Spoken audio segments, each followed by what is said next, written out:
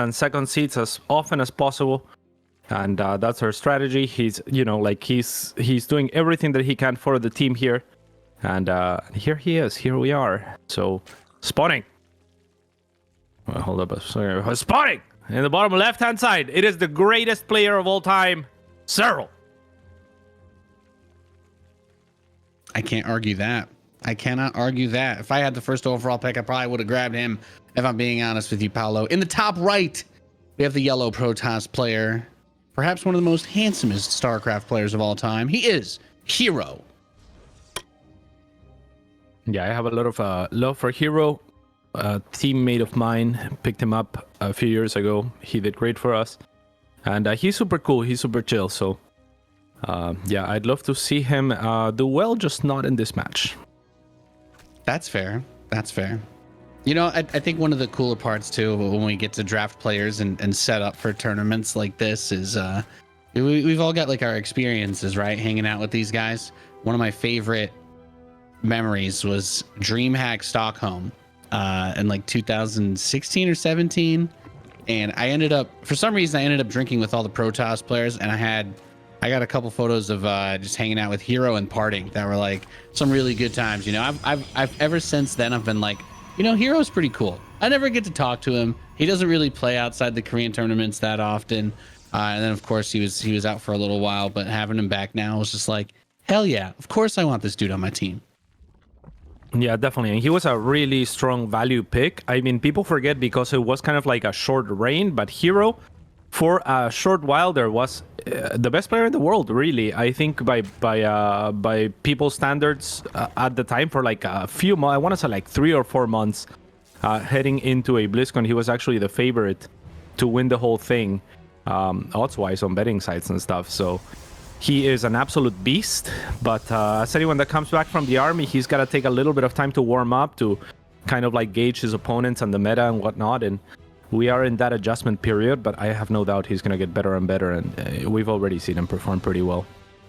Yeah, I feel like there's a big opportunity for some of the, especially the Korean Protoss players, to really step up, because you know, there's all the discussions around what can work, what can't work with the patch, kind of taking some stuff off the table. But Hero's never really been one of those Protoss players that I felt like was too constrained in terms of what he used to do. So if anybody can find a way to get into a rhythm, particularly in this matchup, then I think that he's definitely one of the guys that can do so. Of course, Serral is just an absolute monster. So for me, this is like a weird science experiment of a game, because I know I'm supposed to want to beat you, but I'm physically incapable of talking shit about Serral. So I just can't. I can't do it. It's not possible. Yeah, he's just that good. And yeah, I completely agree with your assessment. I think that Hero is one of those very few in this day and age creative players that will try to figure the game out on their own. And while he will take stuff from the meta, he doesn't necessarily just completely copy the meta or whoever is on top, but rather kind of forges his own path. And that's always admirable, and that makes him super fun to watch. The only thing is he is kind of predictable, or can be kind of predictable, in that he is always an aggressive player, and his micro is, of course, superb to back that up. Yeah, and we'll just have to see what can be gotten away with here, because I think one of the hardest things to do, and people were like, at first they were like, okay, we can't out macro Serral, so then we cheese it. But then Serral was kind of like cheese proof, and he started mixing in cheese himself. And people were like, well, what do we do here? And then they saw Raynor take him down, and they're like, well, Raynor just played like Serral, but better. He was just faster for some of those matches where he was able to upset him, and they kind of developed that rivalry like that. But let's see what he can get done. He sent one adept in at the start, got a single drone for it. Didn't see a whole lot else, but he has resonating glaives. There's a prism being built back home. But for these adepts, if he goes in and doesn't get into like a miracle spot, he doesn't have too much opportunity to disengage here. I like that spore crawler at the front too. That's going to make it awkward to try and bring that warp prism close to the base. Yeah, I think Serral will be moving that spore crawler to match the warp prism as much as possible. And yeah, you're right. I mean, these first 4 adepts, they're not particularly early, and without the warp prism to back him up, it's really not a huge threat. And this is the beautiful thing about Hero, is he is kind of feigning an adept opener whilst going straight into potentially disruptor drops, which is a completely different beast. This adept opening has already hurt Serral's economy, so this is a massive mind game, right, on the side of Hero, because Normally, you expect the first 4 adepts show up, then you warp in another 4, and you go with 8, something at like 4:30 or so in most pro games, right? Like the earliest that you can do it is like 4:20 or so. But in this case, he shows up at 4:30 with those 4 adepts. Serral probably thinks it's a little bit late, starts making a lot of units, starts making the Roach follow-up, the Link Flood, and as a result, Hero is ahead in workers while still having a pretty good capacity, nice. I guess, for... Yeah, it's really nice for him. I like that Prism behind. If he can hold the 3rd, then I think this is a really good position to be in, because the lair feels so late. He doesn't have to lose the Prism unless he really wants to. I say that as he just pretty much loses the Prism. This is good from Serral, though. Like, a great awareness from Serral. Sees, okay, I made a lot of units. I need to capitalize somehow. I see that you didn't really commit to the adepts. He's going to be wondering what the next step is going to be. His lair is nearly done, and I would love to see a Spire when that is completed. And now he spots the first Disruptor, actually, which is huge for Serral. The Disruptor actually hits the Nexus, and I think there was no cancel there, Nate. Nani? Yeah, well... Nani? That's bad. Okay, yeah, well, he disruptors his own Nexus, so... It's like I had that whole last match listening to Zombie Grub and the Muslim kind of go... Like, the Muslim trying to just, like, talk himself out of that painful loss he just had. And I was starting to fall asleep listening to his excuses, but I'm starting to wake up again, Paolo. I'm starting to wake up again. Seeing that, not in a good way, not for good reason, but Serral, he could force his opponents to make the worst of mistakes. Most certainly, but still, this Warp Prism is what worries me with the Disruptors, because it's completely uncontested, right? Like, Serral's gonna have a lot of units, and decent split on the Queens here. Will only lose 1 to the first Disruptor shot, but this is still a very strong force. Now, on the bright side for Serral, he's been making units, and Hero is being maybe overly aggressive. But if Hero just backs away, I guess he did just lose his 3rd. So in that sense, it's a brilliant call from Serral. But I still think I would love to see the Spire, just because otherwise I think that Warp Prism with the Disruptors can continue to get value throughout the game. So we'll see. Yeah. My only takeaway from this is that Serral is also still on 3 bases. He hasn't taken the 4th.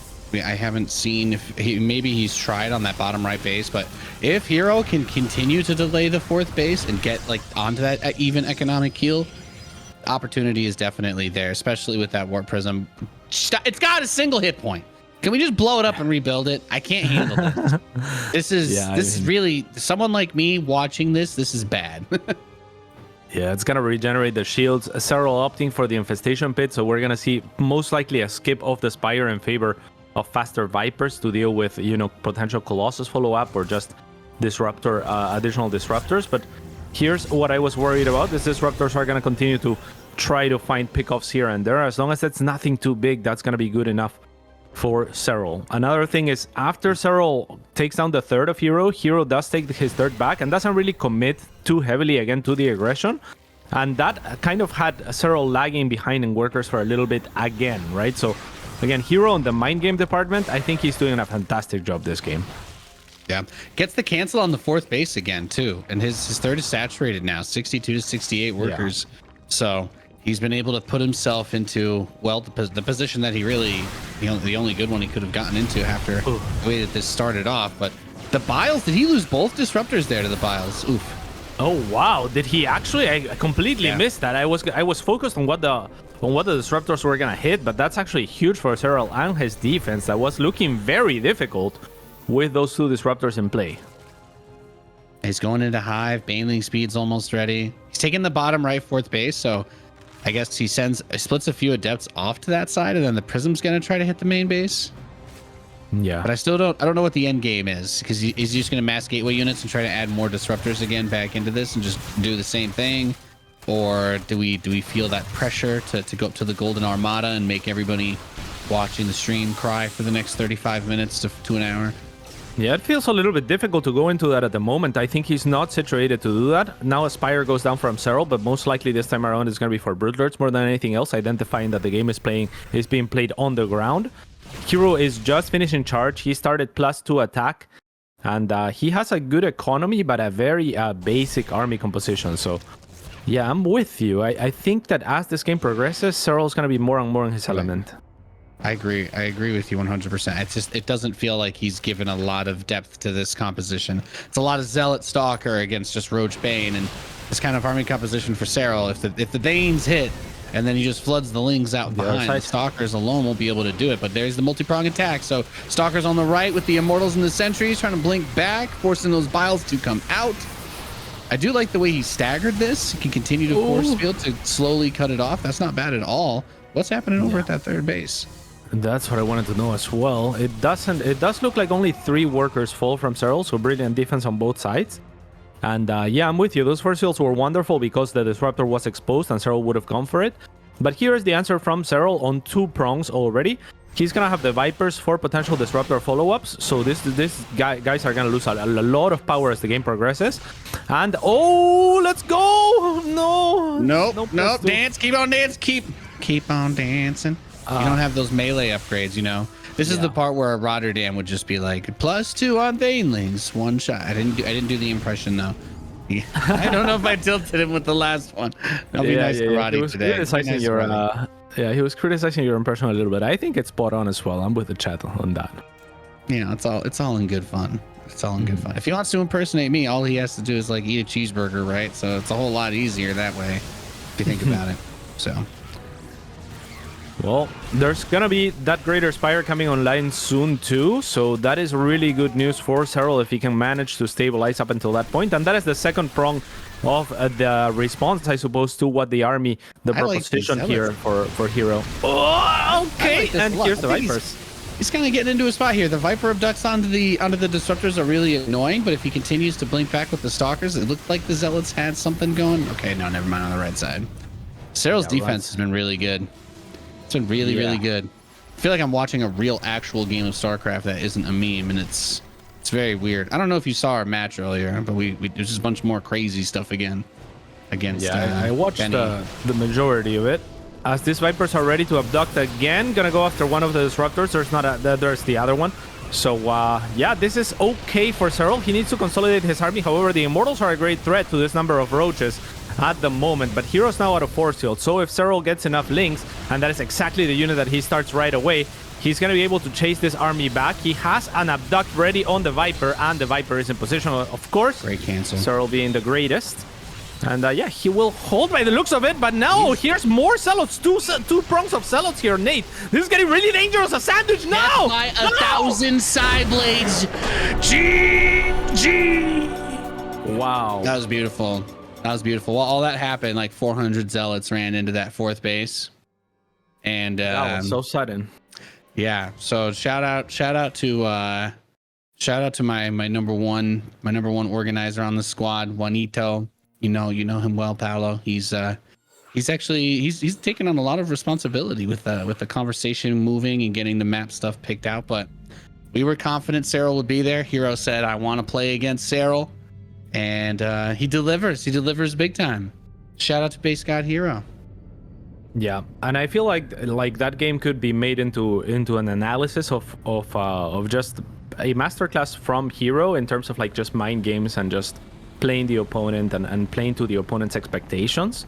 Because in my opinion, that's where he won this game. Like on 2 different fronts, at 2 different points, he feigned aggression to his reputation as well, to where Serral was over defending and was a little bit slower to drone up and to tech up, and it ended up with Hero able to overwhelm before Serral could reach that critical mass and get into that very comfortable position where he just won't lose anymore. So big props to Hero. Yeah, I feel like you were onto something with the way that it started with when the Adepts first showed themselves and the timing that was supposed to hit. I think maybe he did end up probably just building a few too many units because that 4th base being so late seemed like it was really big. And now we move on. We get some ZVZ action. This is my absolute favorite. Do you think Rogue's gonna drone rush Lambo here like he did Raynor, or we'll get a somewhat more? Maybe he'll like Baneling Bust instead this time. I mean, this is the matchup that we were fishing for here as well. Like, I actually quite like my lineup against your team. I was actually more confident against your team than Zombie Grubs, even though I think on paper your team is stronger, just because we got the lineup that we wanted. But we were also counting on Serral winning, and this for us is a toss-up. It's almost a 50-50, which might sound weird to say on paper because Rogue is such a good player. But this map is kind of a coin toss in terms of strategy, and Lambo is a very well-versed strategic player in the matchup, so we'll see what happens. And yeah, here we are. Yeah, Lambo's dangerous. He's very smart in ZVZ. But this guy is also pretty dangerous in every. I don't know. Maybe he's dangerous in general. Don't walk around him with a pair of scissors. In the bottom right, he's the yellow Zerg player. He's Rogue. And in the top left-hand side with the build order win so far, it is Lambo. So yeah, this is wonderful, right? Like, so what Rogue is doing, and this is why this map is a little bit of a coin toss. It's basically you have to guess what your opponent's doing. If your opponent takes the gold and you go for an early pull and quick speed, then you just win the game. If your opponent takes his natural base and you go for early quick link speed and whatnot, and you attack into it, you probably lose because it's a larger map. It has a ramp, right? Like, it's not really good to go for those early pulls these days because most Zergs are so adept at defending that. And if this happens, I mean, it's a huge advantage for the gold taking player. So really good for Lambo here to start. Yeah, definitely a big opportunity. I don't know if your team was similar, but for mine, again, like the reason why Rogue is, I'm just going to spoil this. Rogue will probably play a decent amount of games on Pride of Alteris as our Zerg player. Yeah. But most everybody else was just like not interested in playing this one. They're like, no, we can't have a Terran against Zerg here. And I was like, I don't know. Did you have a similar problem with this? Like only your Zerg players were down to play here? No, because we have 3 Zerg players. So for us, it's fair. an issue of Fair. do we want Serral sniping, right? That's a good question.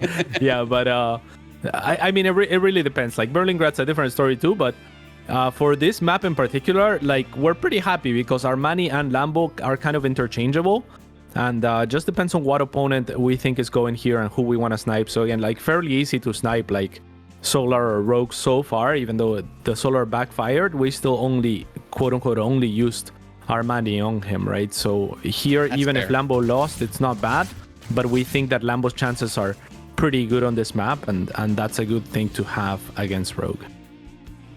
I think that's a really good play. It's kind of similar to the thought process we had with Hero, that he was going to do something weird but be able to execute it well enough to beat Serral. That's kind of what we were counting on. That he has the mechanics. It's not like he hasn't been a top Korean player before, but coming into this game, it's a bit of the shoe on the other foot situation. I mean, Lambo's like the Dr. Dre of Zerg strategy now, right? Like he's the guy behind the scenes that's writing everybody's platinum hits. Pretty much, yeah. He is the Dr. Dre of Zerg strategy in this day and age, and that's amazing. So we'll see if he is able to withhold here, as Rogue looks to be gearing up for some mild aggression. Scarlet, for example, on this map, she likes to drop a spine to kind of help her gold base with the queen as well. And ever since I saw her do that, that's what I like to do as well. But Lambo doesn't feel like it's necessary by the looks of it. The banelings are not going to be ready yet. Oh my God. They need to come online. The drones are in hold position there to not actually attack the links, which was wonderful from Lambo. But still, Rogue has a lot, it looks like. By the way, Lambo does have server advantage, but the queens are going to survive. The banelings are going onto the drones. Nathanias, no! Yes. Nice split. Okay, Wow. good splits. What the? Damn, you didn't tell me Lambo played Terran too. Jesus. Okay, well, he's not killing anything with those Banes. Yeah, and the links aren't quick enough to punish this this spread from Lambo yet. But the queen is gonna fall, and that is dangerous. The one baneling kind of falls here. That might have been the ping advantage playing a huge part here as well for Lambo. As you know, he detonated that baneling with X. And it's kind of like a split-second decision there. I just didn't realize. I didn't know that they added like the scatter button. Oh no! Okay, there we go. Give it to me. Let's get like 4. How about 4? I'll settle for 5. That's okay too. Oh man. And he's punishing the rally between. He caught the Lings trying to come down from the main base.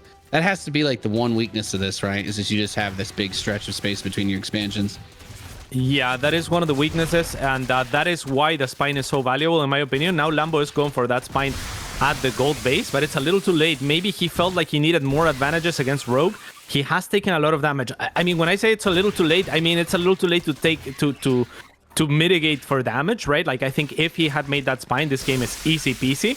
But it's not too late to win it, because he still has the gold. He still has a slight drone advantage, and he's still looking to stabilize. He also has an extra hatchery. So this is looking still very winnable for Lambo. And now he has the spines, which is a great insurance policy as well. Yeah, I feel like Rogue is kind of he's had definitely had all the pressure on him this whole game. Oh, we got 2 Banes kind of tucked away here in the main. How many is that? 7 drones? I'll take it. I'll take it. That gold is still a problem though, right? Less workers, but more efficient. Yeah, and Lambo's cool-headed here. I'm looking at the production tab because that's what's most important right now.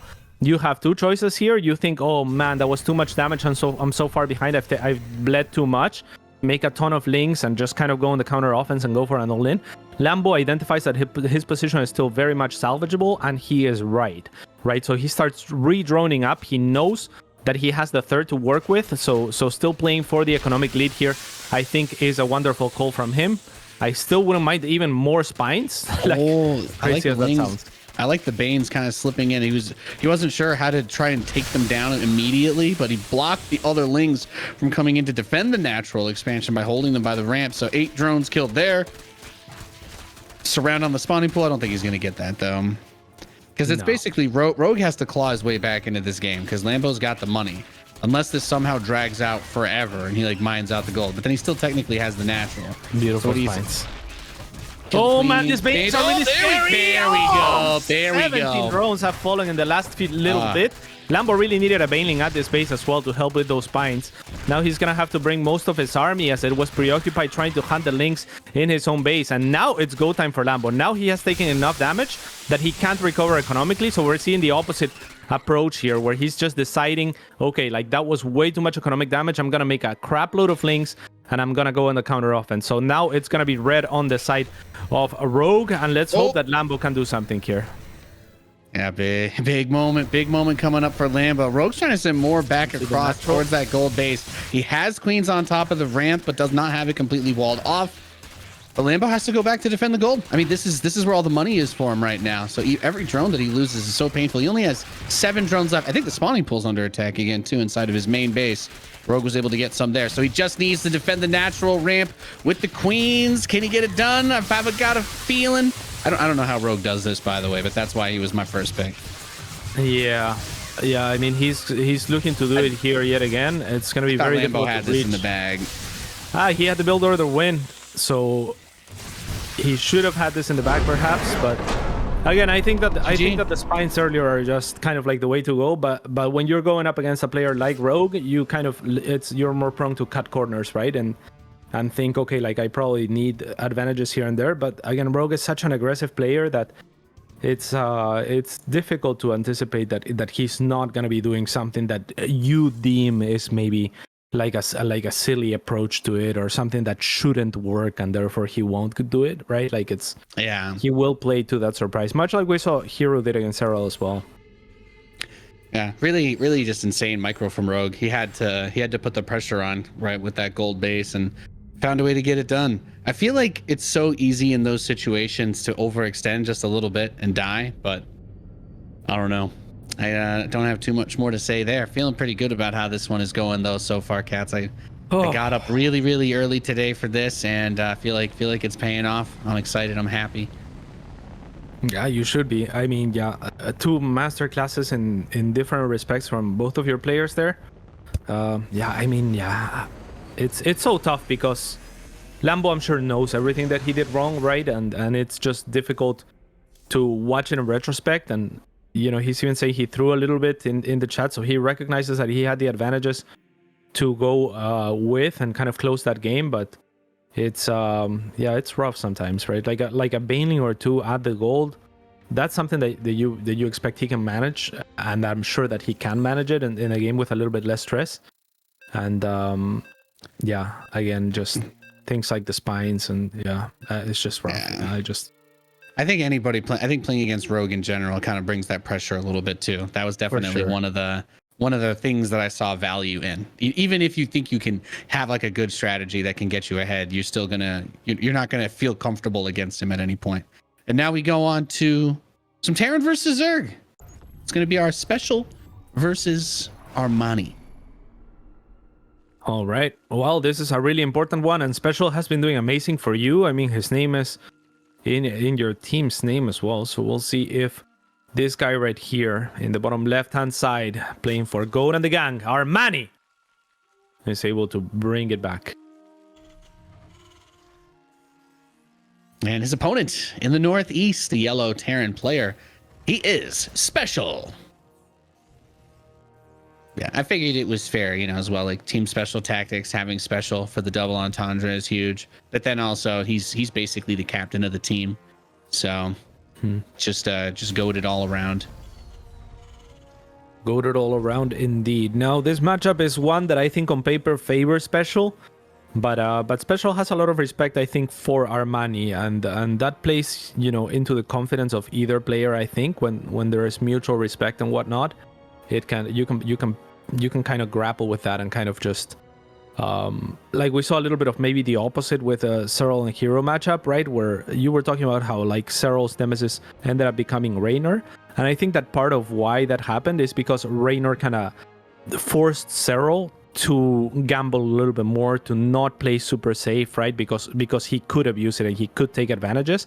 And that's kind of what we saw in that Hero matchup. So there's a lot of mind games that can happen, and perception is super important. So the fact that both of these players, I think, have a lot of mutual respect for each other could play to Armani's advantage if he can exploit that.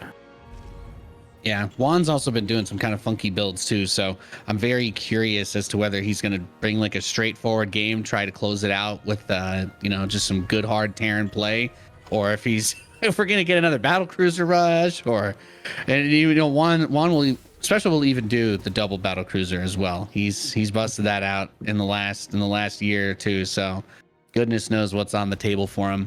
I feel like if you're Armani, you just got to play this straight up, right? You have a huge amount of open space to work with on Hardwire, lots of places to try and get surrounds. Just don't get killed by something random because special can do weird stuff. Yeah, without a doubt, he is extremely potent as a player. He has very cool builds, and I think he thrives in this type of league as well because he has so much experience playing in Korea, and you know, Koreans generally speaking, I think, are better at preparing just by sheer amount of experience doing that for the GSL for specific opponents, whereas in the non-Korean scene we haven't had enough of that, and Armani is gonna lose a drone to a Reaper. You never want to have that happen. A Ling as well, and a Creep Tumor, not a Creep Tumor. I'm so sorry, Paolo. I'm so sorry. I can't lie. I was pretty excited about my team after the draft. I felt like I got a lot of really good players that were just people would just like to sleep on for no reason, like Gumiho especially. And the way that things have been turning out, I didn't think that we would be this good, if I'm being honest. Like I was like, oh yeah, Hero just said he wants to do meme builds. Gumiho said the same thing, and then all of a sudden we've kind of been crushing it. So yeah, keeping my smack talk a little polite, but I'm very happy. I'm very proud of my team.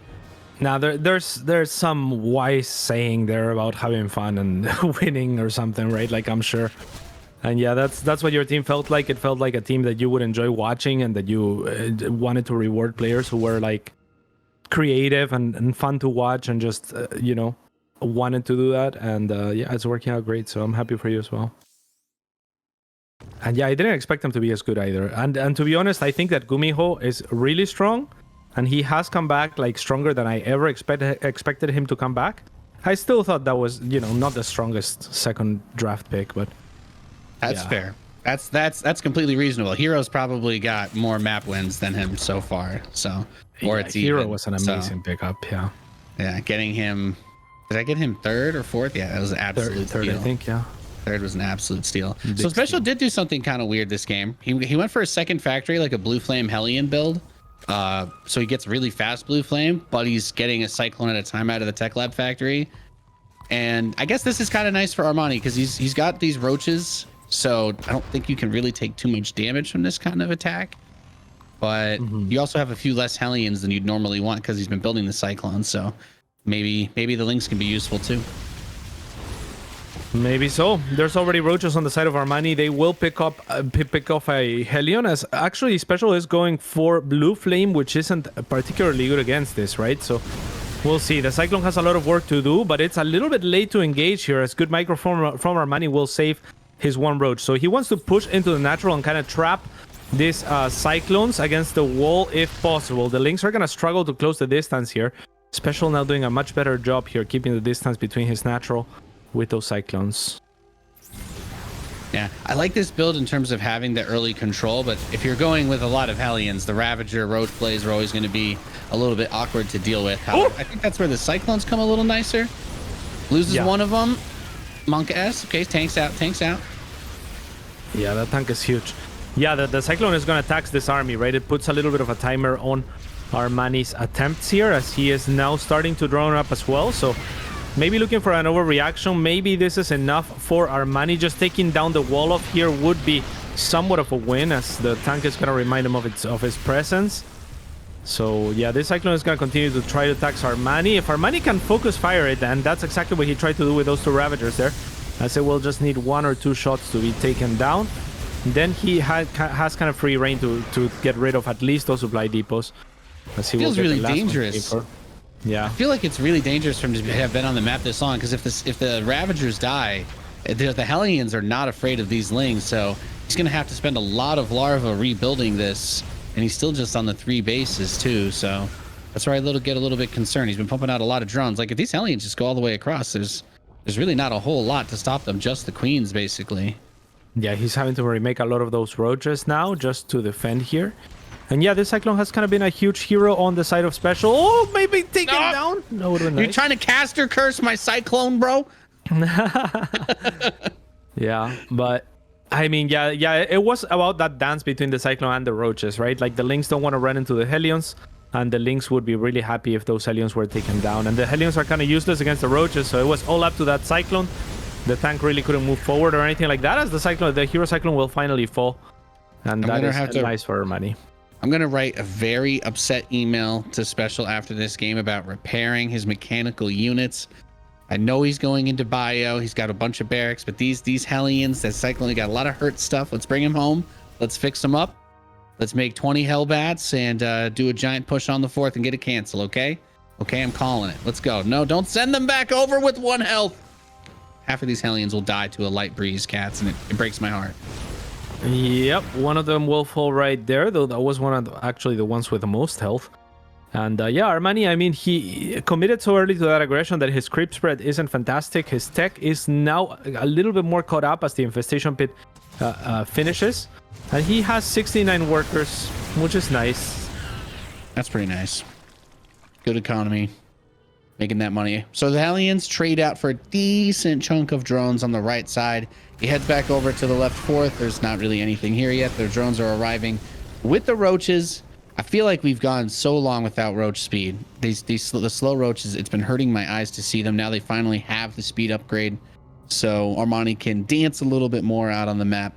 It's weird that the Hellions were this effective for a bio opening too. Special, you know, he's a freak like me. You know, he's gonna build like 20 Hellions before he goes bio, just so you're not sure if he goes mech, and I love that about him.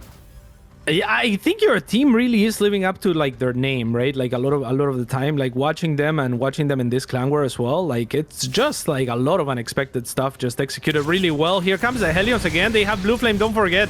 So this is kind of nasty. The Lynx choosing not to engage, but I'm not sure that that's the right call. He actually just shaves off a couple of Lynx. There are only 8 drones. It could have been worse, but it isn't good.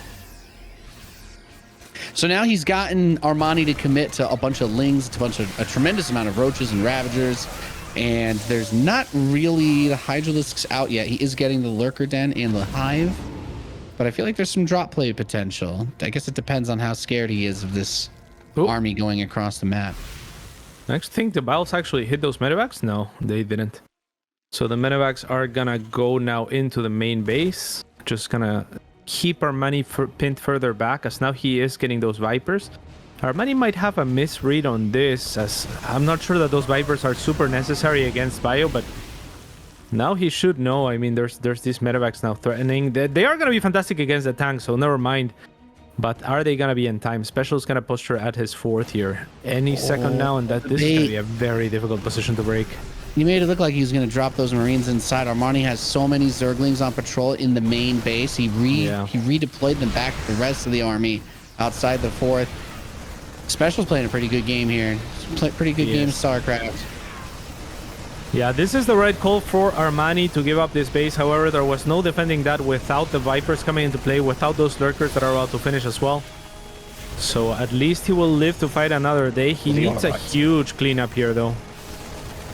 You imagine if you just get to kill 10 overlords. It's beautiful. Like a shower of overlord blood and guts raining down on you. It's amazing. So blinding cloud on the tanks. He's gonna drop on one the of the right, Vipers too. will get taken down. Yeah, there's just units everywhere. The Lurkers are gonna go and try to defend the main base. The rest of the units are gonna chase after the tanks, which is a nice pickoff, but I mean, this other drop is doing too much already, especially on 4 base against the 3 of Armani. No speed on the burrow for those Lurkers will make it easy for a special to disengage as he looks to put a 4-0 on the board for your boys.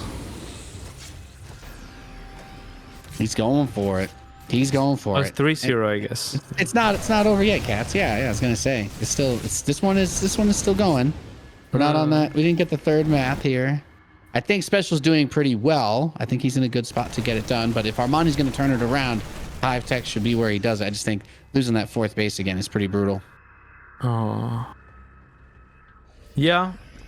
I mean, there's Lurkers out, right? Like I guess that's good. Lurkers are really good. Lurkers are really, really good. So, are they really good though? He has the upgrades for both of them. So, and there are no ghosts on the map. So I'm not gonna say never here.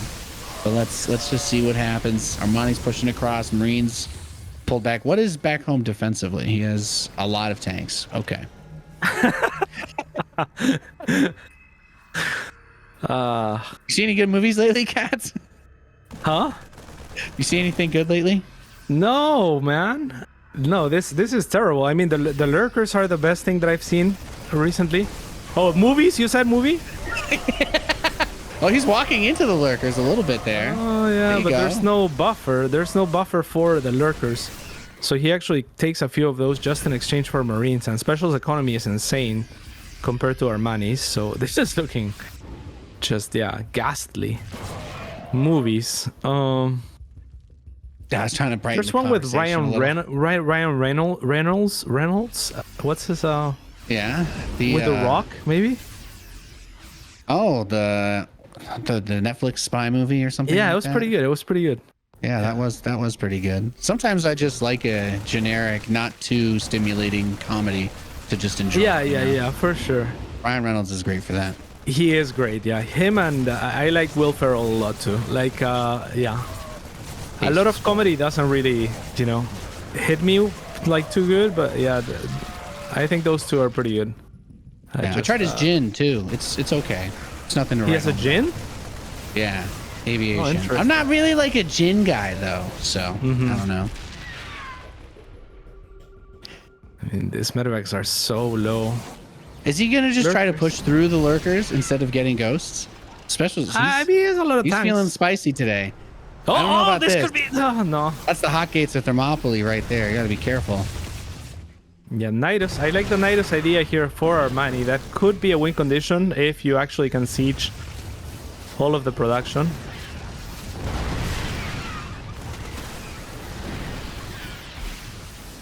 Armani. He's holding. Hodl for dear life. Yeah. Armani exchange. I'll exchange him for Hero. No? Throw in 3 first-round draft picks for the next 3 Caster Civil Wars, and you pay both players contracts. I think we're close. I think we're close to a deal there.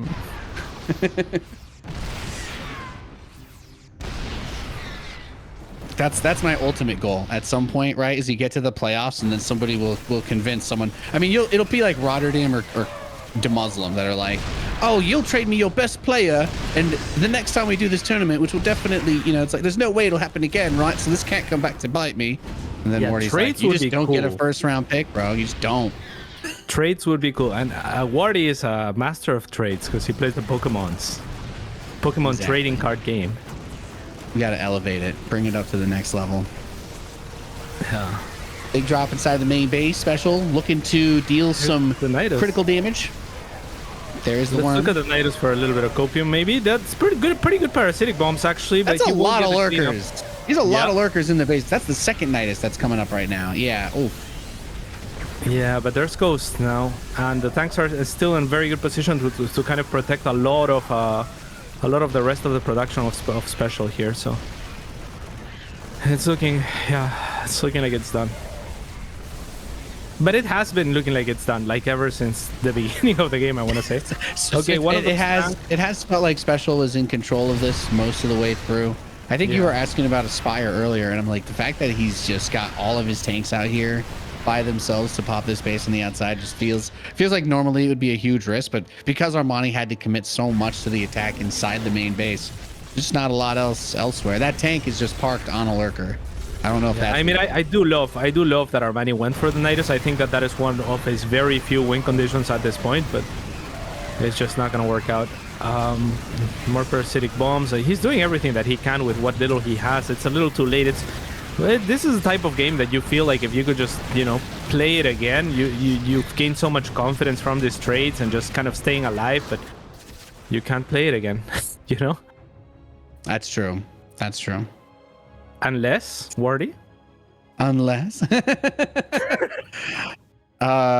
this the part where I have to do my disclaimer? No, we can't rematch. I'm sorry.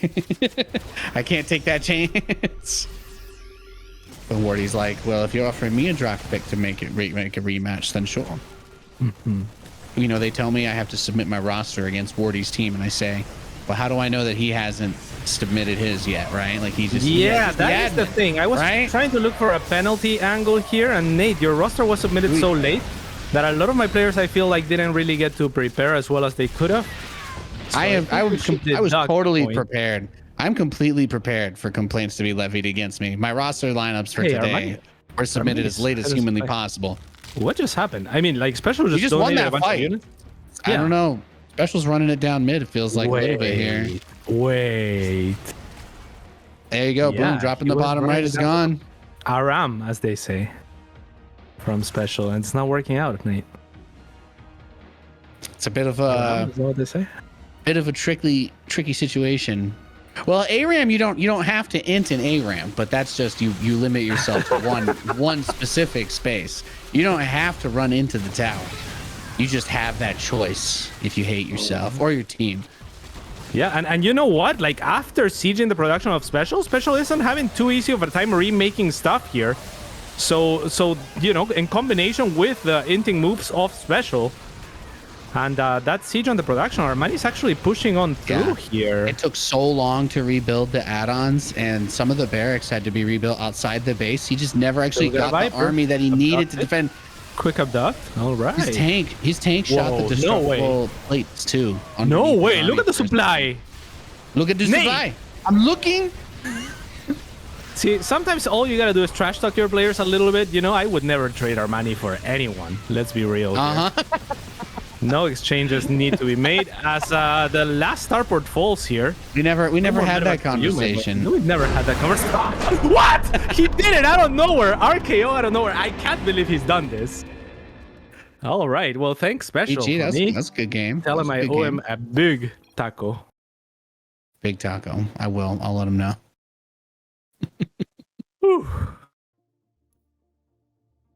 Who's next? Oh boy. I don't care. We won this. Now I'm nervous. That's like the part of the anime where the rest of the people in your squad all power up and shit. I'm scared.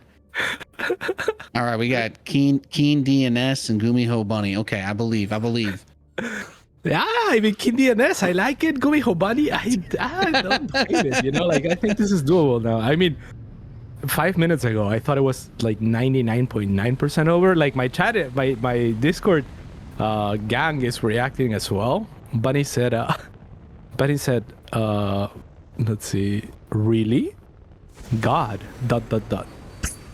Serral said, ha ha ha, no way, ... And Armani said, ha, this game win? See, lucky. The classic lucky, you know?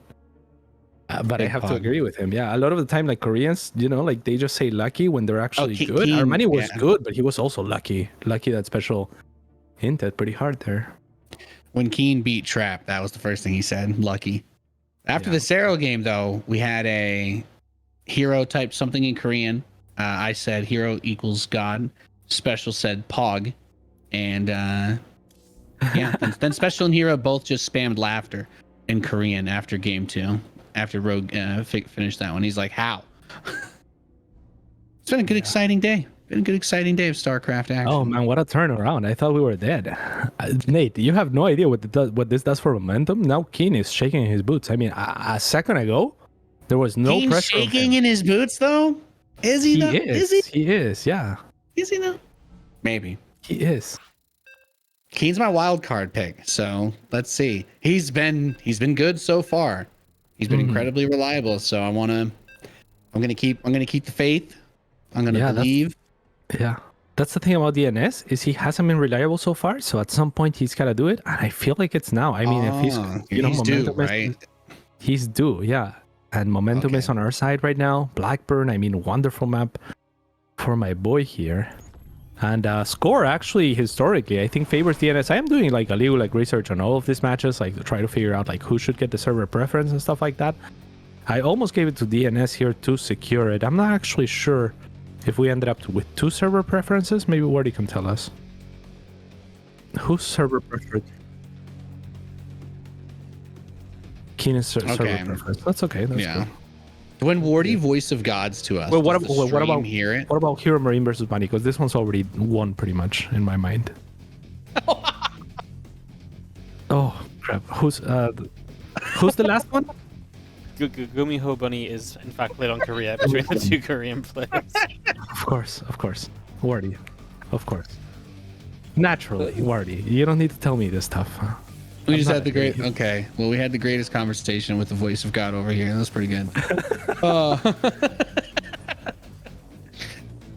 All right. Well, I think that's a fair mistake though, because I had Hero Marine in the last caster tournament, right? So. And I play Hero Marine Bunny later. Yeah. That's fair. Yeah, and well, Hero Marine and Bunny also played in that event as well.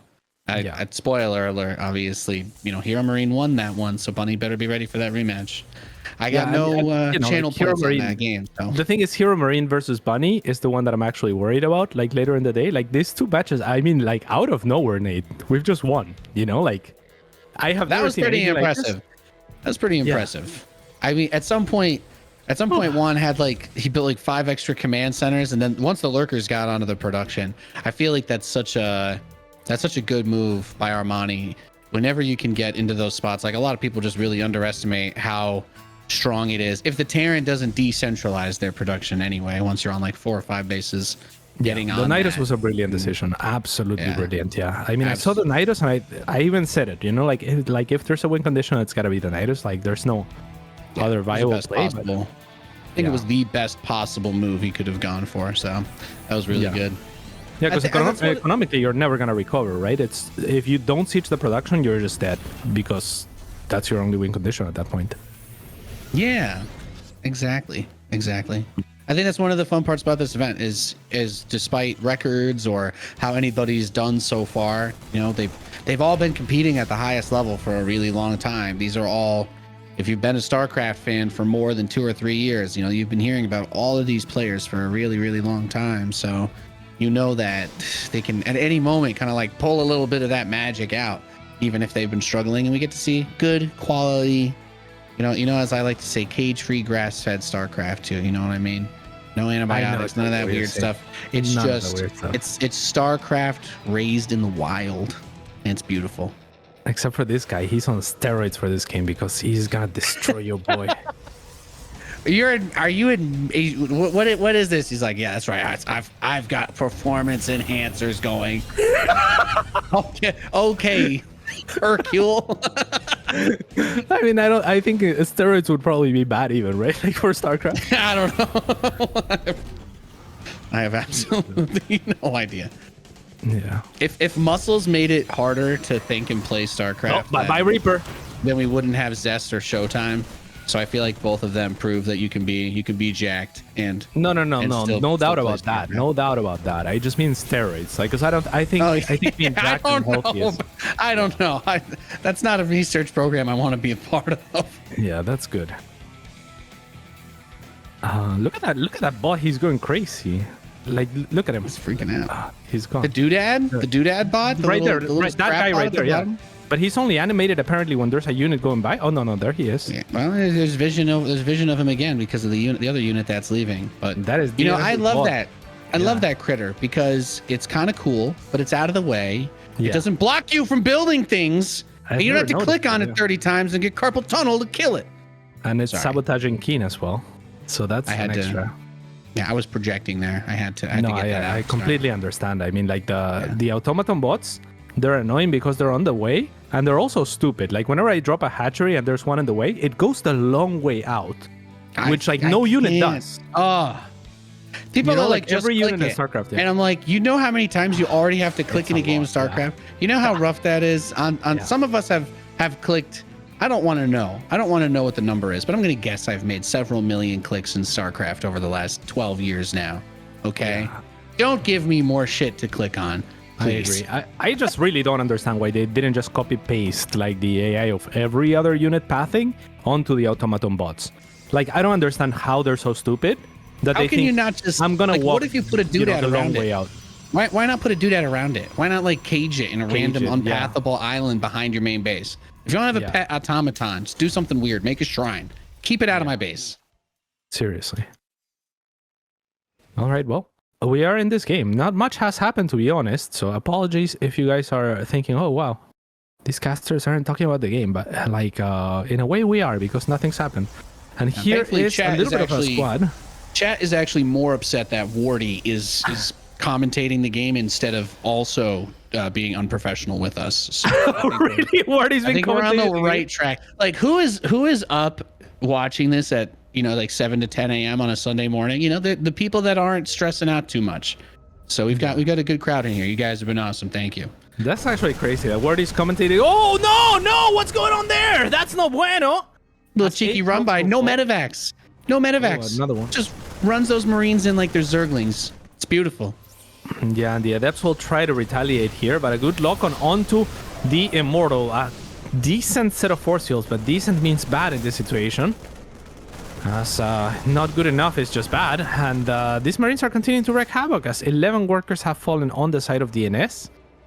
We don't need a comeback as big as we saw from Armani, but now we definitely need a comeback. Yeah, anytime the worker count is even, this is like the ultimate cheat sheet for watching Terran versus Protoss. If the worker count is even, Terran is ahead. Pretty much 100% of the time. It's a very nice spot to be in. The Phoenix are going to come find these. They do get to clean them up, but they did their job. They already got it done. As Guy in the chat says during this match, all natural Marines. There you go. Just getting it done. Right. Yeah, I mean, this is not going too well for DNS. He does have the Phoenix here to work with. But he's going to have to find some value. Maybe, I mean, this is one way to do it, right? Just park him here and hope that a medevac flies by. If we all channel our energies in chat, I'm sure that we can will keen to do that. It's one of the best ways to play this map if you open Stargate PvT anyway, because you have 2 slow zones. So why not leave the Phoenix on the most direct air path? Because if you don't go through the middle walkway, you have to go pretty far around.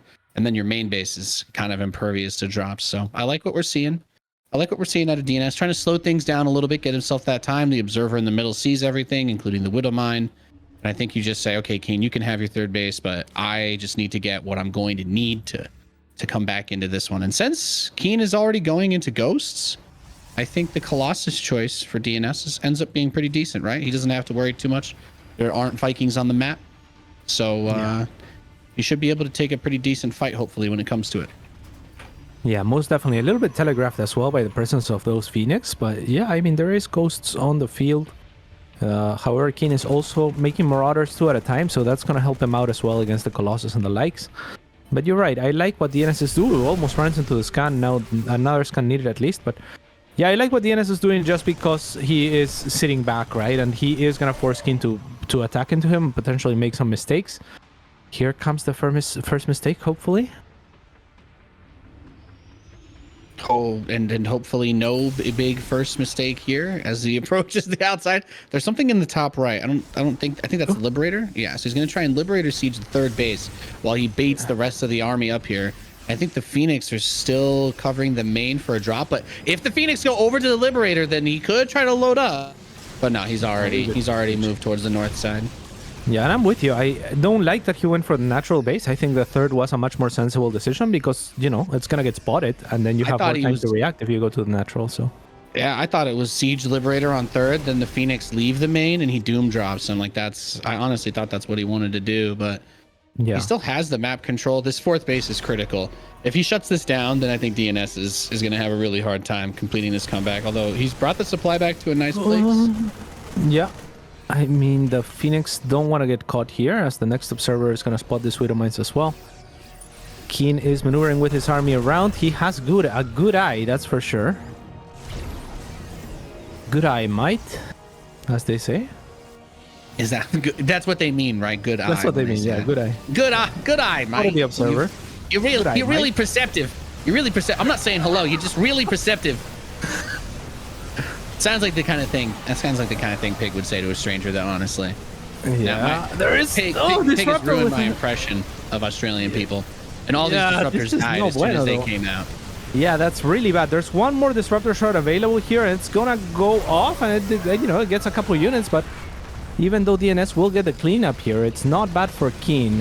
However, Keen not really utilizing the opportunity that these units into the main are giving him to do stuff elsewhere. So that is one saving grace. Now thinks of it, but a little bit slow in the head, you could say, not to talk too much trash. Yeah. Mad respect. Yeah. I mean, There is a moment. There is a moment though where Keen pulls a special here and overextends because he killed the disruptors, but the Colossi are all still alive. I've seen the moment in my third eye. It's happened already. This isn't it though. This is where No, that's not what I want to hear. Yeah, there you go. Did your third eye see the recall back to the northeast? Oh, I did. Oh no. I did. And I saw the flank as well here. And then one of those medevacs falls. The other one unloads. Oh, they all unload, which is a little bit of a mistake. There's one. There's two actually. This is much better than my third eye ever predicted. Yeah. Alexa, play Wake Me Up Inside Acapella Edition. This is bad. This is pretty much exactly what I was worried about happening again. They took all these punches, they got all these good hits in, and then just couldn't quite close it out. Trading huge amounts of supply for workers, but the Protoss army itself continued to grow. Yeah, and, there's a Widow Mine there though. Yeah. I mean, I think at this point we maybe siege the gold. I'm not sure if this is a location to attack. It's very well defended from Keen, who's already pre pulling some boys here to help mitigate and make it more difficult for DNS to get onto those backlines. I think right now, just siege the gold, behind the gold. I'm gritting my teeth a little bit as I say that, because that's no matter what happens, this game's headed to deep fried territory. Fleet beacons coming in, +1 air, another Stargate. So buckle up, Paolo. Did you have coffee? Did you have coffee this morning yet? Because I feel like we're gonna need it now. And I didn't have it yet, but I probably will. Yeah, after this match, I do have a couple of coffees in the fridge. I'm really surprised that DNS has all this map control, even sees the SCVs kind of pulled, right? Like, and he thinks not, or he doesn't think to go and siege the gold. He has Colossus, right? Like, he could have just poked at the mineral line a couple times there for free.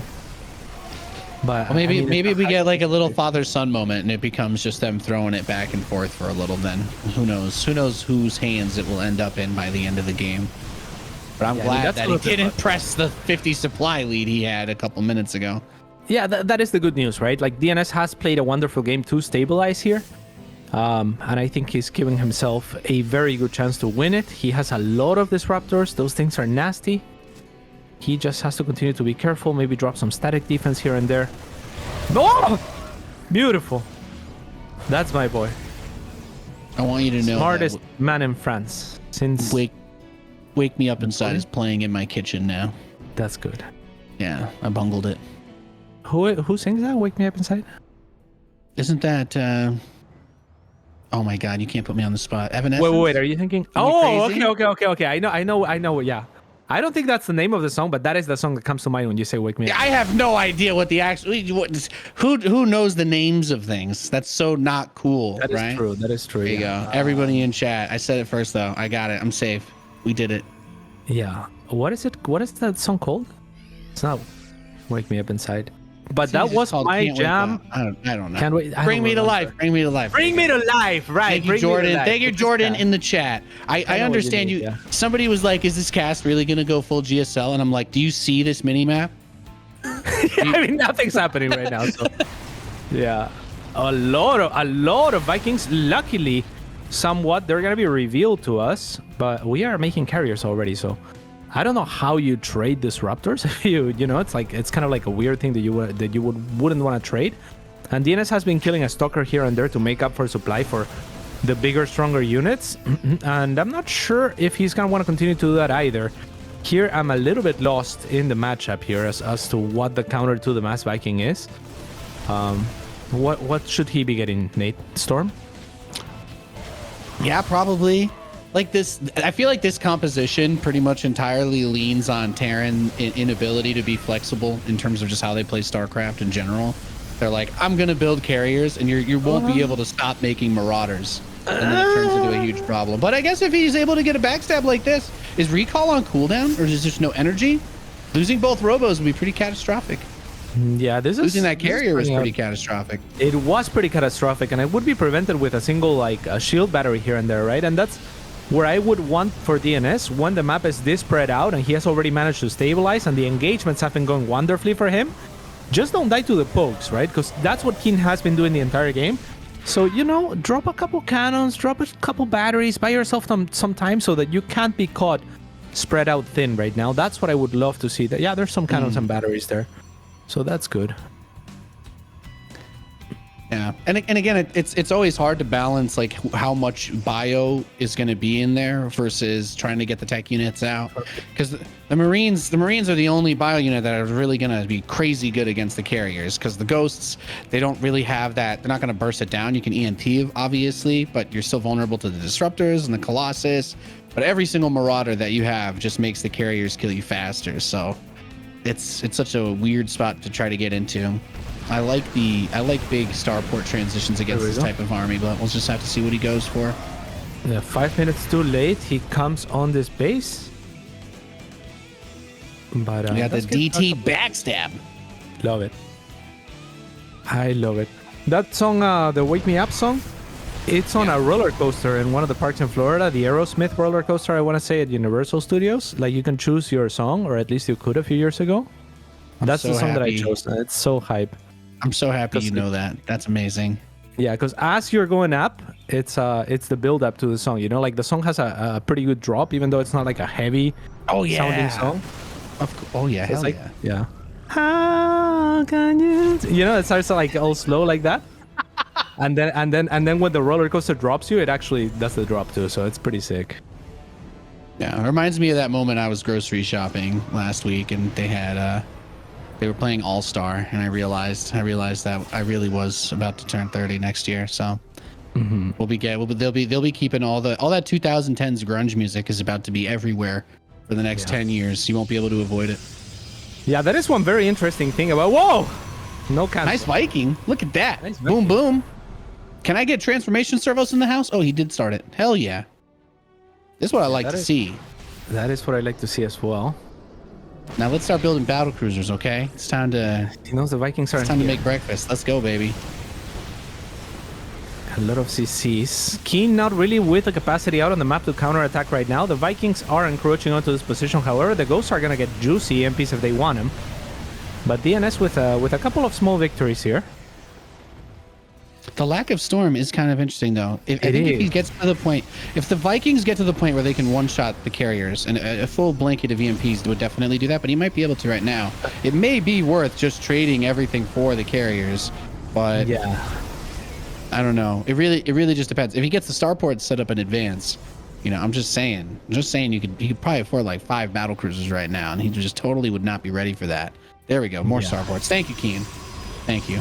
I mean, if I have to making those kind of... yeah, a lot of the time, like I guess like you can choose between the storm and the disruptors, and you know, like they kind of overlap and roll, and they're difficult to use together. But in this particular game, I mean, the disruptors are losing a lot of value, and storm would be gaining a lot of value. There is a lot of ghosts, so I understand the hesitance there, but I think it's more that, you know, he's worried about the complexity of control than than anything else here. Well, Because Keen those has a Vikings new are win dangerous. condition. Keen has a What new is- win condition now. He just needs to get battle cruisers. Carriers. Wait, is are it complete Wardy's and birthday? utter trash. Oh Wardy, my is it your god. birthday? Wardy? He doesn't know. He doesn't know. I have no Anthony, idea. I can't believe I you're just- gonna turn 30 soon. I remember when I used to burp you as a baby. Nah. Felt like ages ago. Felt like ages ago, man. I still haven't figured out. I still hadn't figured out how not to get supply blocked either. So some things never change. This is true. 1DT will fall here. And to your point on music, oh my god, this is so annoying. Where's the static defense that we were talking about? DNS is going for it right now. Kind of out of nowhere. Will it be Survival enough? nuke. Oh He's no, throwing survival the nuke. survival Please, no. nuke. He hasn't heard it. No. Oh, he got all but the one. We fine. We fine. We fine. Come on over. Come on over. Uh-oh. Well, We fine. We fine. We fine. now if only he had 10 starports, I think he could build enough, but I don't know. It really just boils down to, can he get enough battle cruisers in time? You know what I mean? It's a big question. Big question.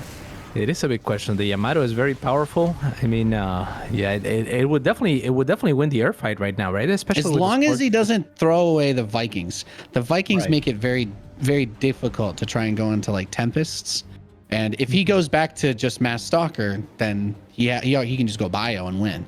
So he kind of has to stay on the air. But there's no unit that's going to deal with carriers in StarCraft better than battle cruisers. You can make an argument for Tempests at long range, but BCs are What really about good against Thors? them. I mean, obviously I not an don't- option because of the At disruptor. critical but- mass, the range is the problem. Like the number of Thors that you would need to beat this many carriers would give you no room for anything to stop the disruptors from hitting you too. No, I know that. I just, like, because of how you post the question or the argument, right? Like, there's no unit that I just figured like a 1v1 fight. It's I also feel like the just- Thor would it's just my with opinion. disruptors in play. Yeah, no. Yeah, I With just disruptors happen and to technologies. believe BCs if the Protoss has this many carriers, battle cruisers are the best possible unit you could have. Because he doesn't have Tempest. He doesn't have Tempest. The carriers, he doesn't have +3 armor, which is a big deal because the carriers have +3 attack. So the battle cruisers won't be as tanky as they necessarily should be in this situation, but that's also fine. Like, just see how much this planetary with building armor can tank, right? Like, it costs a lot to repair it, but he's not saving too many resources, but he's also losing a lot of interceptors. 146 interceptors have died in the making of this film. Yeah, right now DNS would do well to check for Yes. that triangle potential Go. third, because that is where the game would be decided right now. Keen is pretty much mined out everywhere else. So DNS has done a wonderful job of expanding and kind of choking his opponent out. The battle cruisers, however, are This kinda is- going a little bit of a run by. This is this is weird where the champion for pain- me. There's a couple of things that he can try to do. He can prioritize killing the fleet beacon and prevent Tempest from coming in. He can I just see. go for pylons and just mess up his supply. He can kill the cyber core and prevent him from building more stalkers. There is no other cyber core on the map, right? So he can delay the instant reinforcements. I like this But from DNS. Tempests are booting up though, so that's Yeah, and what for I'm me, trying to do. yeah, the weird champion thing is that he's gonna have to use the recall on the battle cruisers, right, defensively here, because I mean, this is the right call from DNS. You see the battle cruisers on the other side, then you just push on forward, and now here come the battle cruisers. Recall from DNS Perfect himself. recall. Recall is the perfect answer to this. Did he I mean, actually that's save? that's Wow, really the good Yamatos didn't patience. connect, huh? It's not if the Protoss starts recall within about a second of the battlecruiser teleport beginning, because it's like 4 seconds for recall, but the battlecruiser Yamato has like a 2.5 second charge up. So as long as you don't wait till the last possible second to recall, you can always dodge Yamato with recall. The weakness, of course, is that it's got a 2-minute cooldown. So what he should do against this, especially as the BC count rises, is get a mothership. Oh, he already is. Yeah, there you go. Beautiful. So, give yourself extra recalls, move out, force the Terran to constantly stay home. Battlecruisers are worst at defending, so you want to always be out on the map if you can.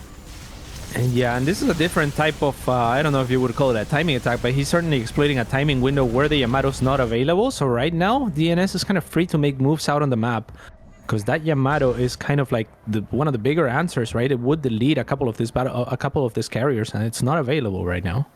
Yeah, there's like a secret hidden option as well, where if there is a somewhat prolonged fight, the battlecruisers could Yamato the disruptors, and he may not be thinking about it because he still has 3 Marines.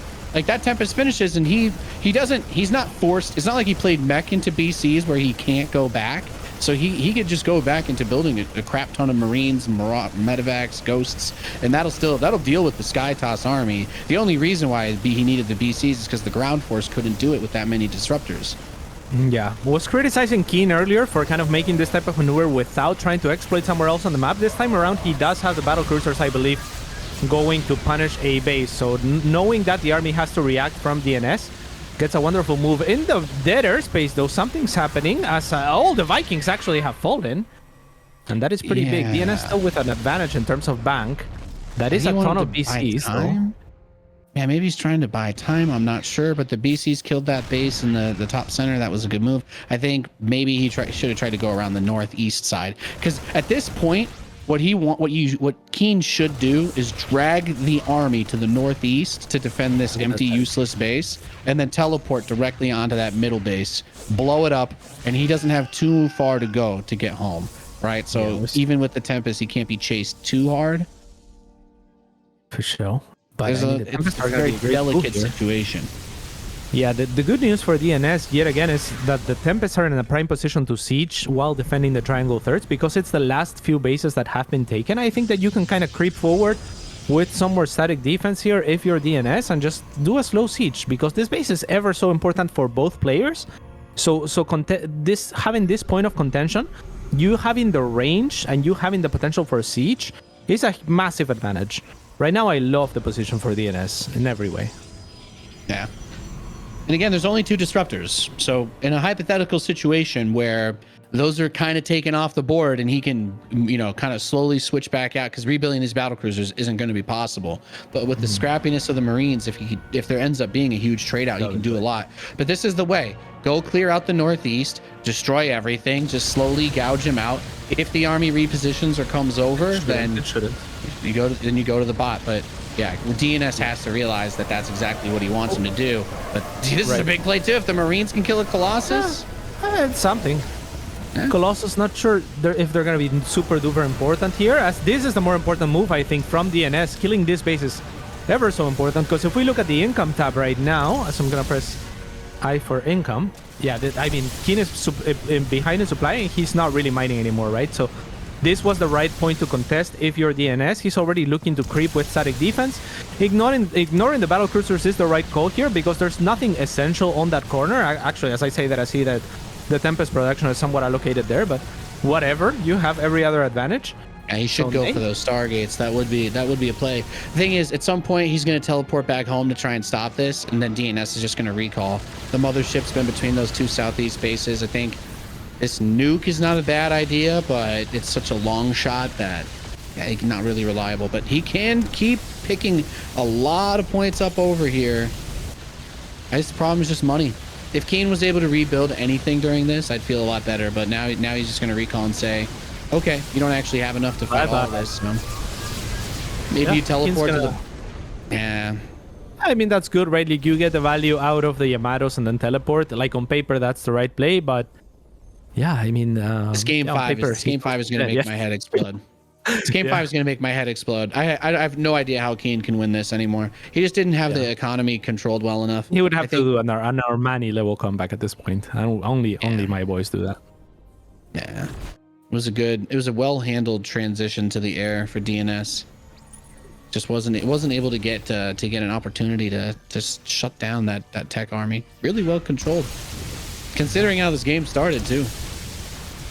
I love that they added that lens flare at some point, just randomly. Like, the one person that's still like, I guess, I don't know, someone got bored, right? And they were like, lens flare. You know what I'm talking about? Wardy knows, because he's watched. Like, Wardy, can we look at the lens flare for a second? Look at that.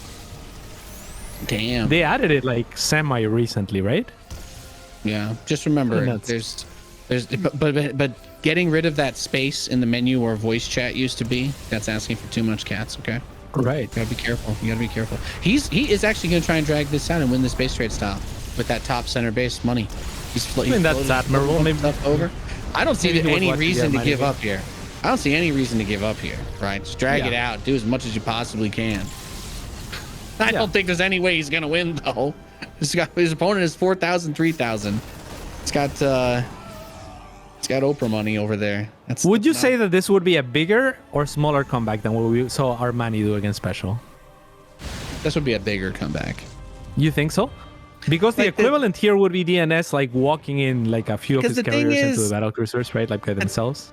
Yeah, but the thing is, like Special, he ended up rallying some guys into the lurkers, but he did not immediately try to make that big tech switch though.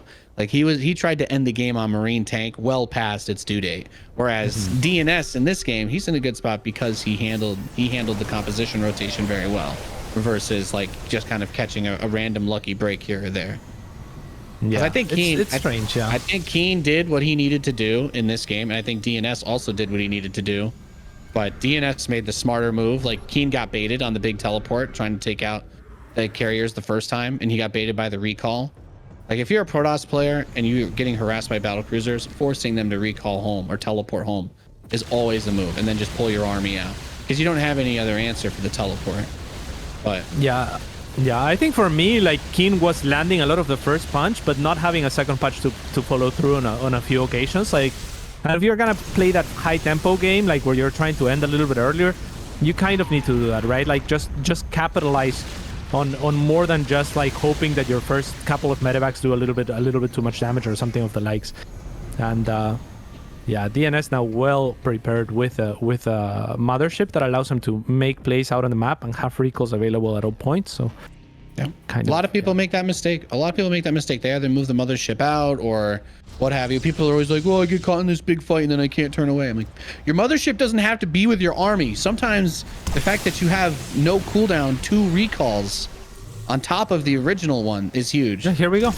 Yeah, he's just gonna YOLO it because this is the strongest his army can ever be.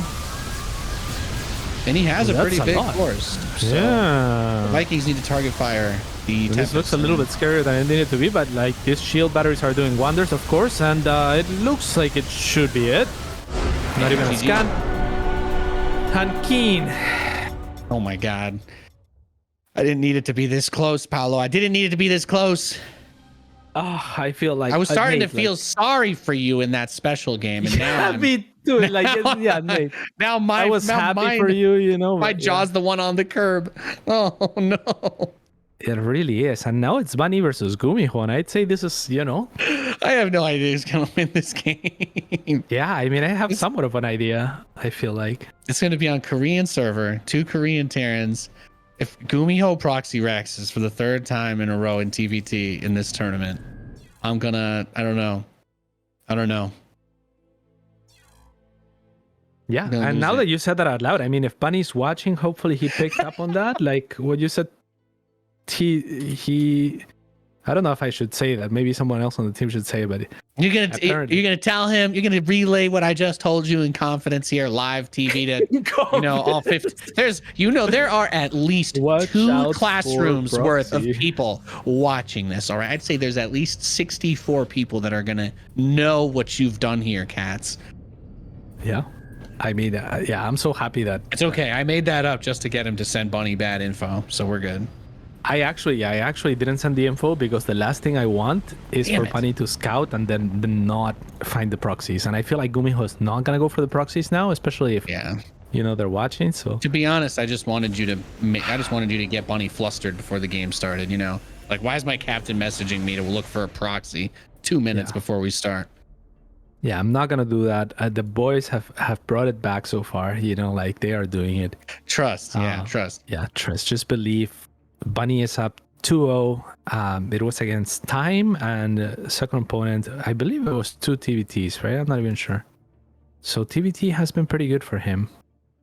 And yeah, I'm feeling, and he has a lot of Terrans because what is the map?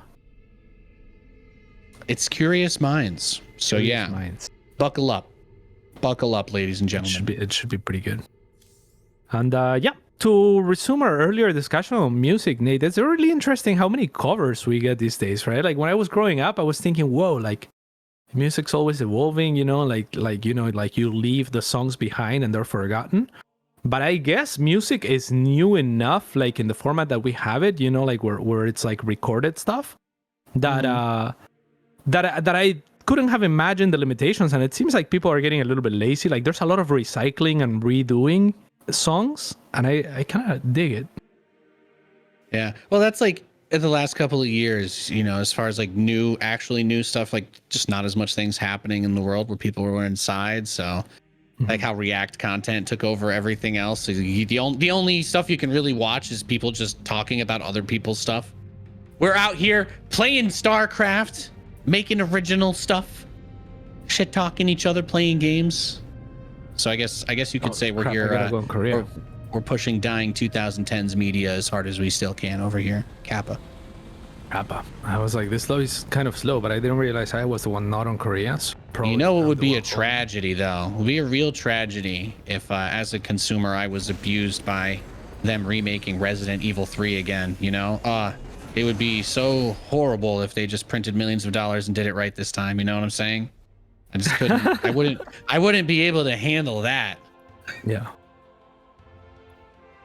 Yeah, I can't empathize. I never played any like the only single player game that I played through was because I was kind of like in my my aunt's house and they only had like a GameCube at the time. And so my only choice to play any games was to play single player games, and I played the Metroid Prime.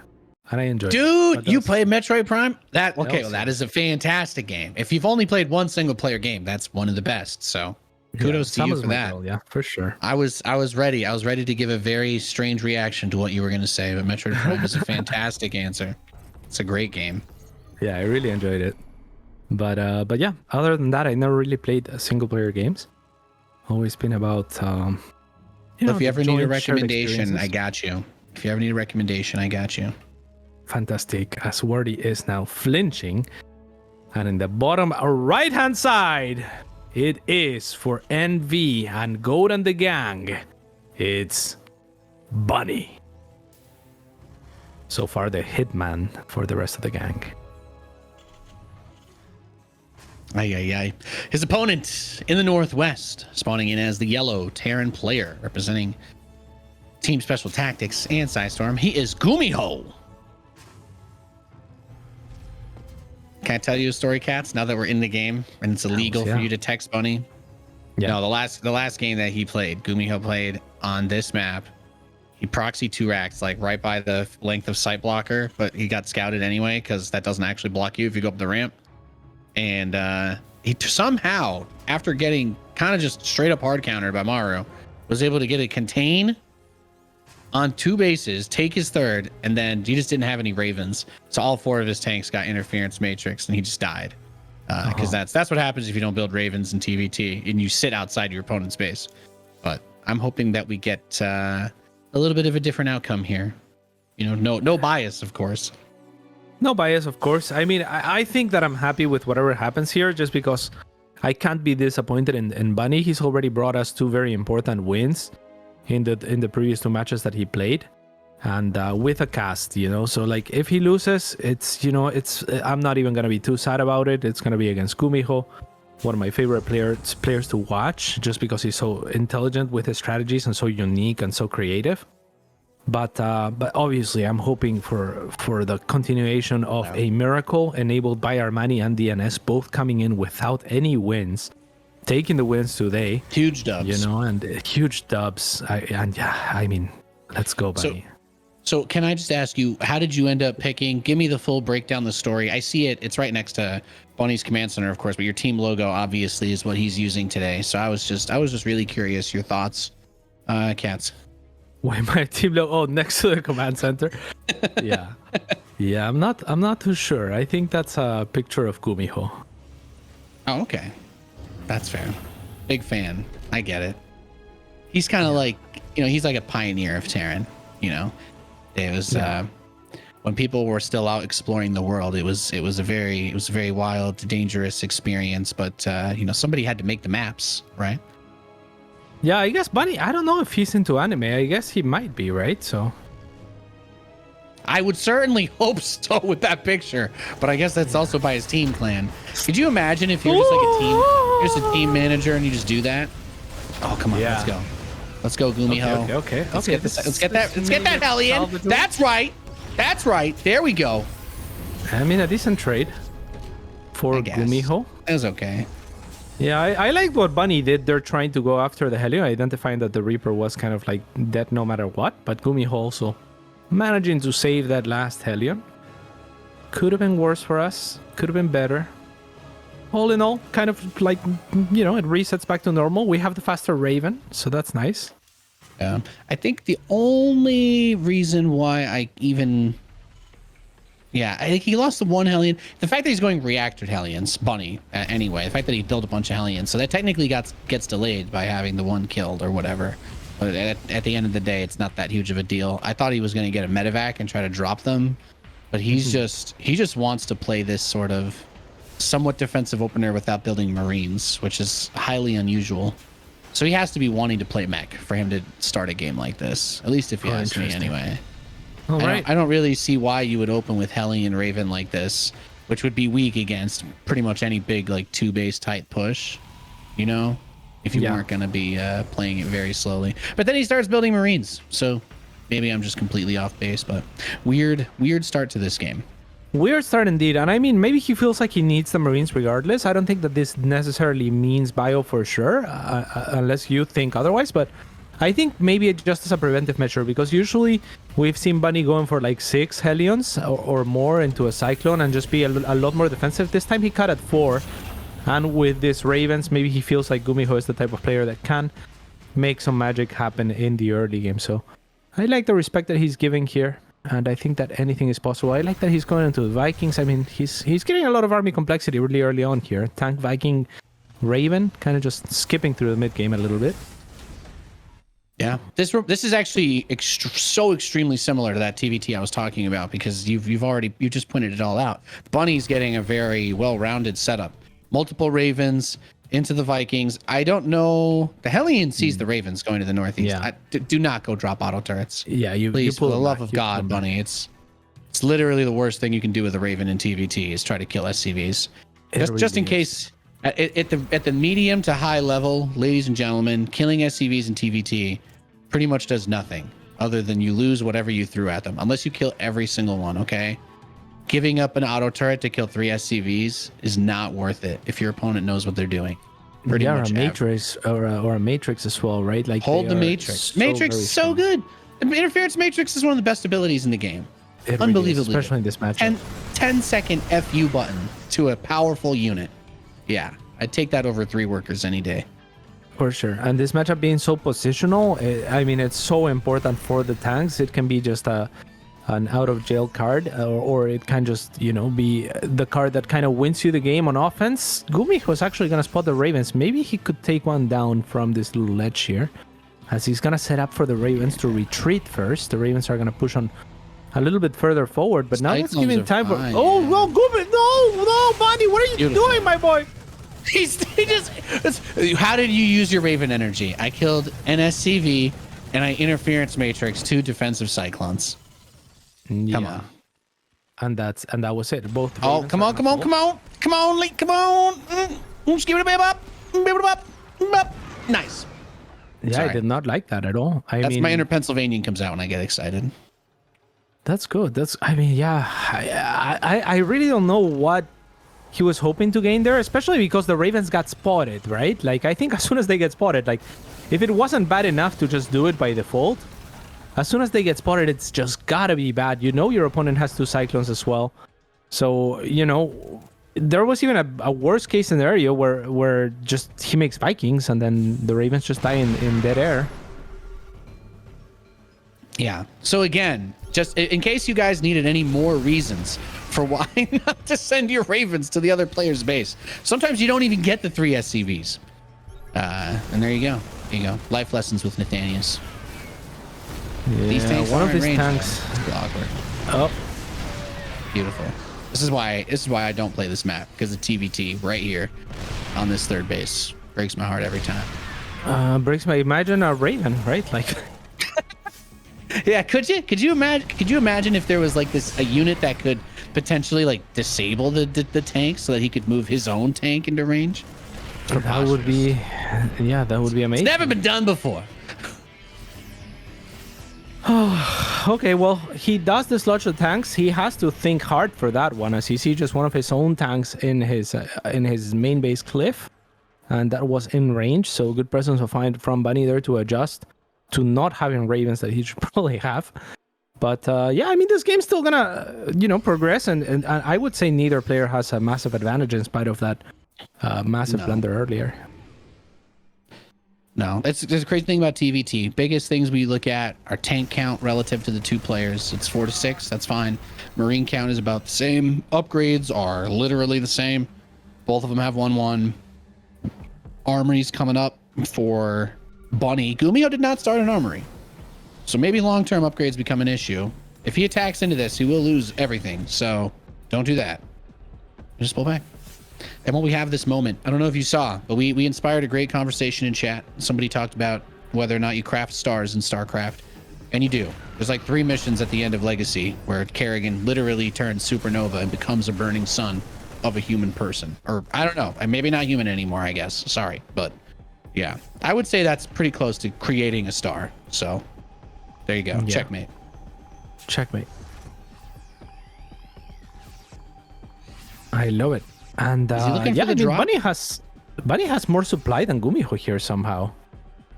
And yeah, when you start talking about stars, my mind just goes to what is not a star these days, you know? That's true. Well, what if there's a bigger star than we know that exists, and all we are is actually just the inside of that, right? Yeah, boom. There are so many stars out there. All right, well, we are gonna have an engagement of sorts. He's got the high ground again, but the vision's kind of been a problem for him. He missed a few scans. Nice. I think that's how he ended up losing that first tank. Man, my team ended up falling apart in the second half of this series.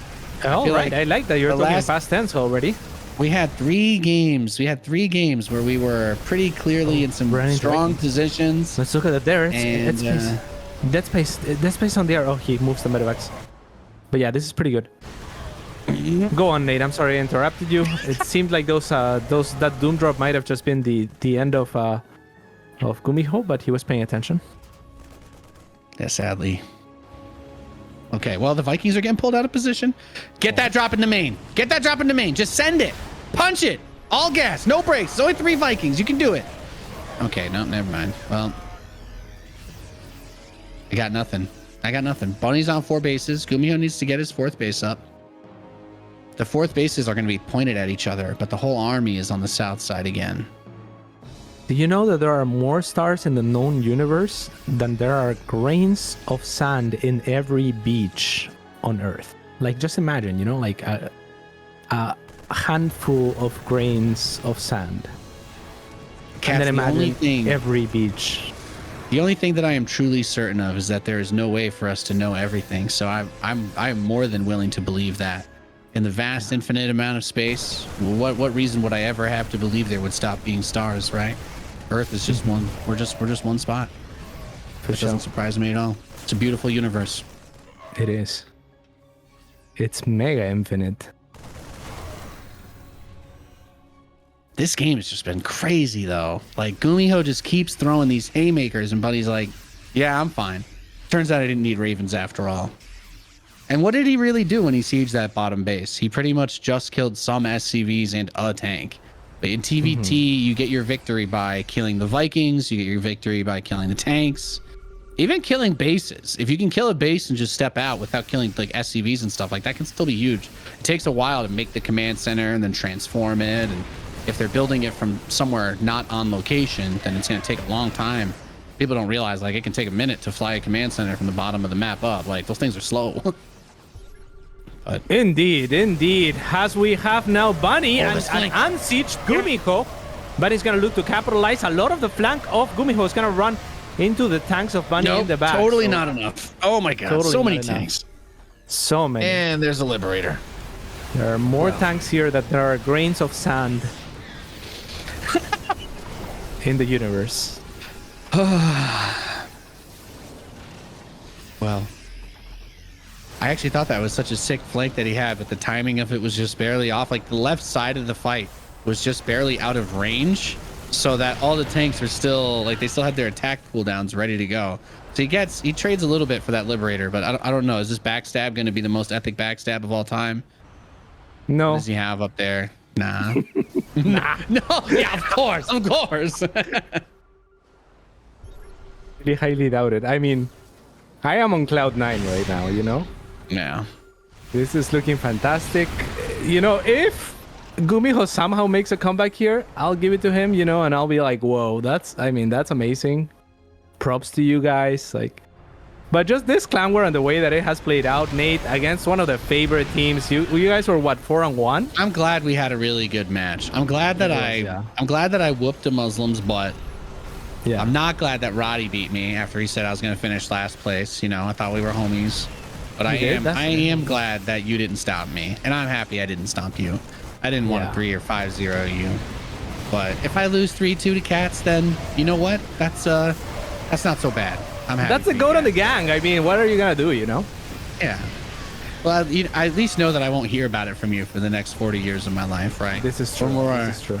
When they finally have like the artificial intelligence, we can just play without our hands because they'll have completely rotted away by that point, and we can just play StarCraft with our minds. It'd be beautiful. The Muslim will still be 2-raxing, of course, but this is getting a little bit scary still. Oh wow! He's sandwiched harder than. Well, I can't make a Resident Evil reference, so I'm just gonna say he's dead. What would the Resident Evil reference be? But yeah, that was a really good one. That was the big sandwich. I mean, it's okay, Gumiho. It was like one of those public subs, you know? You don't have to fight anymore. It's okay. We're just gonna have to come back and win the next one. It's okay, Gumiho. This is like watching that special Armani game, except I know that Armani doesn't turn it around here. There you go, GG. Well played, Paolo. Well played. Well played. Oh, I can't believe he's done this. And yeah, my God, Nate. I mean, sick reverse sweep, bro. I thought we lost. I thought it was done. I've never seen a bigger comeback than this.